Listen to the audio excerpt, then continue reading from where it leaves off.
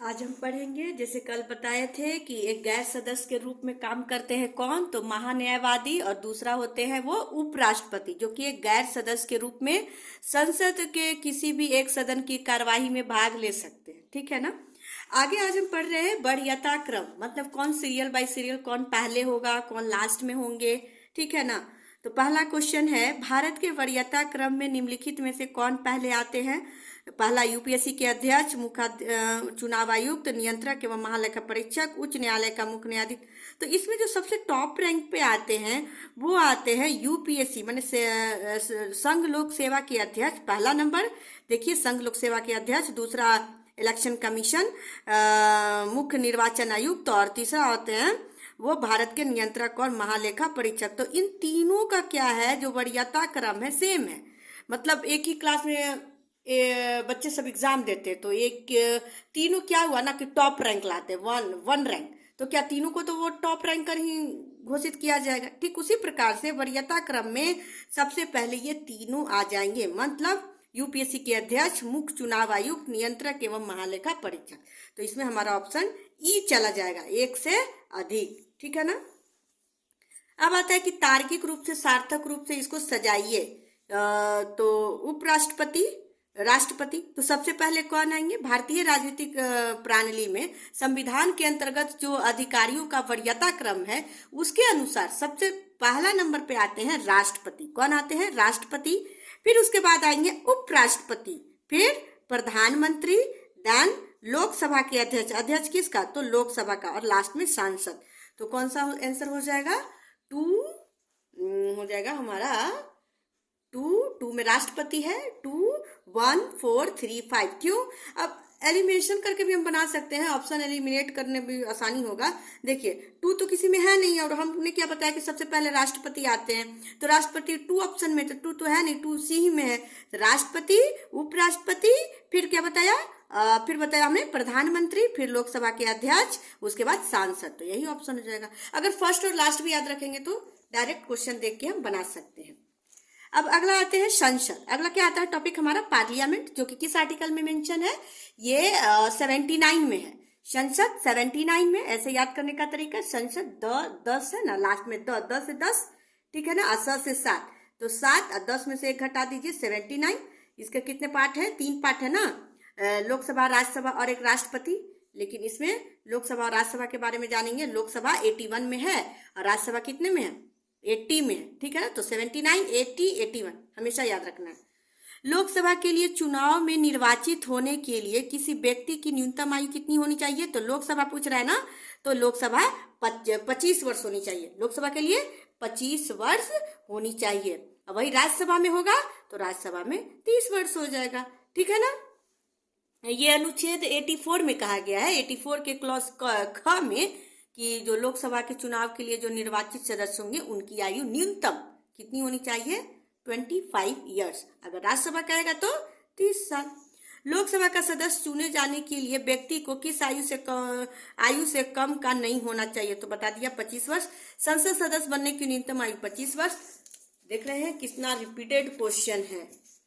लोकसभा में राज्यवार सीटों का आवंटन सन 1971 की जनगणना पे आधारित है। कितना की जनगणना पे आधारित है, तो 1971 की जनगणना पे आधारित है।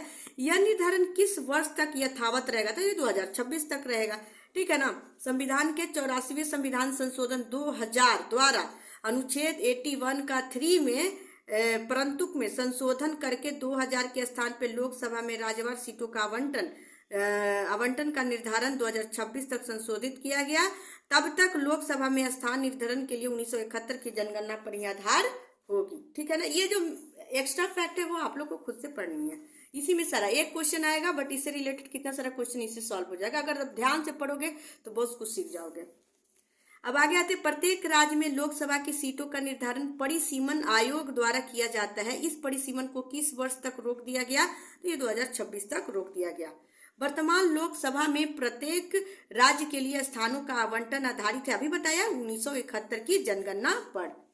लोकसभा में आंग्ल भारतीय समुदाय के सदस्य मनोनीत करने की शक्ति किसके पास है, तो ये आंग्ल भारतीय समुदाय को मनोनीत करने की शक्ति ये भारत के राष्ट्रपति के पास है। किस आर्टिकल में है वो आप लोग बताइएगा। लोकसभा को उसके कार्यकाल की समाप्ति के पूर्व ही भंग किया जा सकता है। तो किसके द्वारा भंग किया जा सकता है? ये राष्ट्रपति के द्वारा। राष्ट्रपति को सलाह कौन करेंगे? तो ये मंत्रिपरिषद की सलाह पे, ठीक है ना। ये आर्टिकल 85 क्लॉज 2 में वर्णन है ऐसा। लोकसभा को कार्यकाल पूरा करने होने के पहले भंग किया जा सकता है। तो प्रधानमंत्री की सिफारिश पे राष्ट्रपति द्वारा, और सलाह देंगे कौन देंगे? मंत्रिपरिषद के सलाह पे होगा। लोकसभा को उसके कार्यकाल की समाप्ति के पूर्व भंग किया जाता है, राष्ट्रपति बताया, मंत्रिपरिषद की सलाह से। लोकसभा में सामान्यतः कितने सत्र होते हैं? पता है कौन कौन? 3 होते हैं, बजट सत्र, मानसून सत्र और तीसरा शीतकालीन सत्र। बजट सत्र जो होता है फरवरी से मई तक होगा, मानसून सत्र जो होगा वो जुलाई से अगस्त तक होगा, और शीतकालीन सत्र नवंबर से दिसंबर तक होगा, ठीक है ना। तो ये टोटल लोकसभा में सामान्यतः कितने सत्रों का है? कितने सत्र होते हैं? तो 3 होते हैं। देख रहे हैं कितना रिपीट कर रहा है क्वेश्चन। लोकसभा के कम से कम कितने सत्र बुलाए जाते हैं? तो कम से कम कहेगा तो 2, कम से कम 2। होते कितने हैं? 3। कौन कौन होते हैं? तो बजट सत्र, मानसून सत्र और शीतकालीन सत्र। संसद के 2 सत्रों के बीच आधिकारिक अंतराल कितना होना चाहिए? अंतराल कितना का? तो 6 महीने का अंतराल होनी चाहिए। कौन सा राज्य सबसे अधिक प्रतिनिधि लोकसभा में भेजता है? तो यूपी 80 को भेज देगा।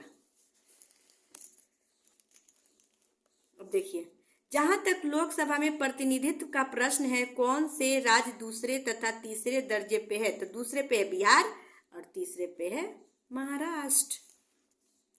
लोकसभा चुनाव का कोई प्रत्याशी अपना जमानत खो देता है यदि उसे प्राप्त न हो, तो उसे प्राप्त, ये समय 1/6 क्या होता है? लोकसभा चुनाव में यदि कोई प्रत्याशी वैध मतों का 1/6 भाग प्राप्त नहीं करता है तो उसको क्या कर, अवैध घोषित कर देता है। तो उपयुक्त में से कोई नहीं। लोकसभा का पहला आम चुनाव हुआ था 1952, सबको जानते हैं। लोकसभा 9वीं लोकसभा कब भंग की गई थी? तो ये मार्च 1991 में, मार्च 1991 9वीं लोकसभा। भारत में 12वीं लोकसभा के लिए निर्वाचन हुए फरवरी 1998। वाह, डेट ऑफ बर्थ। लोकसभा का नेता कौन है? प्रधानमंत्री। लोकसभा के स्पीकर का निर्वाचन होता है लोकसभा के सभी सदस्यों द्वारा।